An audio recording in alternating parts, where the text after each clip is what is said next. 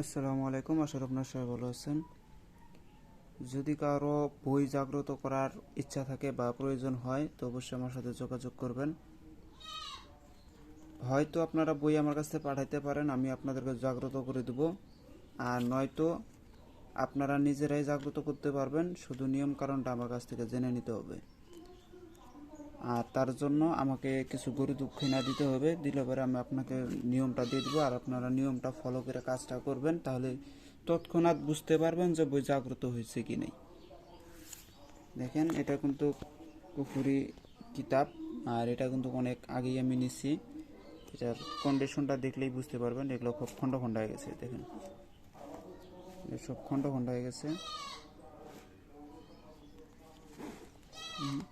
সব সিঁড়ি টিড়ি শেষ হয়ে গেছে। এই যে এই বইটা কিন্তু আমার জাগ্রত করা বই, মূলত এটা দিয়েও আমি অনেক কাজ টাজও করছি। জাগ্রত করতে সবাই পারে না ভাই, যেমন চান্ডাল সবাই জাগ্রত করতে পারে না, জারও সবাই জাগ্রত করতে পারে না, বই এগুলো সবাই জাগ্রত করতে পারে না। শুধুমাত্র ইউটিউবে হাজার হাজার ভিডিও থাকে জাগ্রত করা, কিন্তু প্রকৃতপক্ষে একটাও সঠিক না। আপনারা করে দেখবেন, তাহলে বুঝতে পারবেন। তো যাই হোক, যদি কারো প্রয়োজন হয় অবশ্যই আমার সাথে যোগাযোগ করতে পারেন। তো সবাই ভালো থাকবেন, খুদা হাফেজ, আসসালামু আলাইকুম।